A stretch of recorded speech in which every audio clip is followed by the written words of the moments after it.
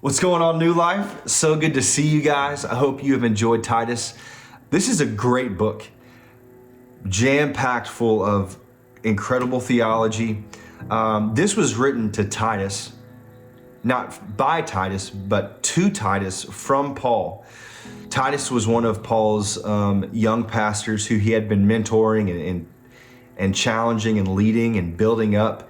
And Titus actually was known for his teaching. He was a young man who was known for traveling around and preaching the gospel. So why did Paul send Timothy to Crete? Crete had to be corrected. He had to set order in the church. And this was written to Titus to help give Titus understanding on how to correct the church. It was unorganized, the church was. It was disunified. And false teachers and Pharisees were inserting themselves, just weaving their way into the church.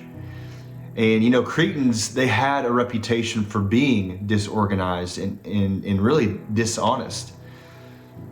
And so you saw this societal influence making its way into the church. And so that's when you insert Paul and you insert Titus. And I love this book because in 2 Corinthians, Paul talks about Titus. He says, but God, it's in chapter 7, verse 6 and 7, it says, but God who comforts the downcast, comforted us by the coming of Titus. And not only by his coming, but also by comfort you had given him. I love this because my wife and I, and about 25 other men and women, we just got back from Peru. And we were in this city called Titus and Nauta. So these are two major cities in Peru. And we have partnered with two churches in those cities. And let me tell you, we went there to encourage, to proclaim the name of Jesus, to preach the gospel, and to do what the Great Commission has called us to do, to make fully devoted followers of Christ, to encourage the missionaries, to encourage the pastors. And let me tell you, that's what we got to do. We got to preach the gospel in front of over 4,000 people. Over 4,000 people. It was absolutely amazing. There was one night where we did a crusade and over 3,000 people showed up to hear the name of Jesus being taught, to tell people about sin and how it separates us from Jesus.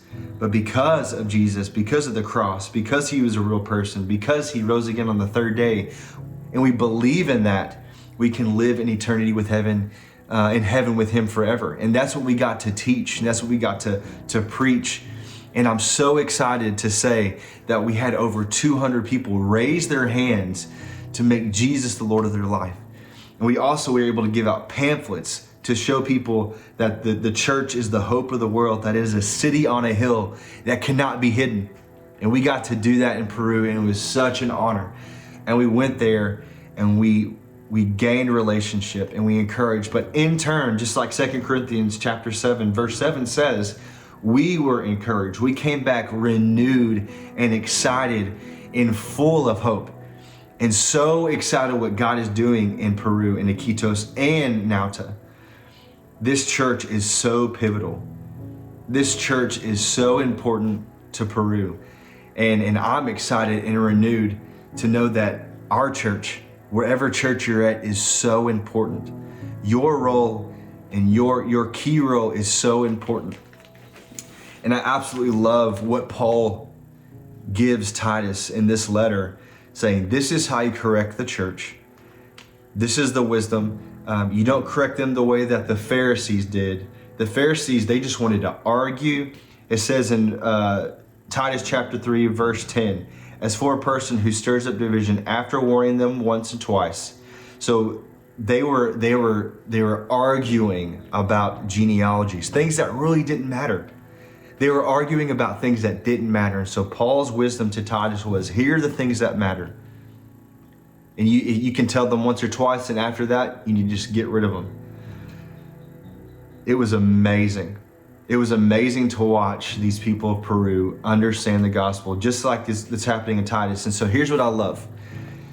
Paul is very consistent in how he ends his letters.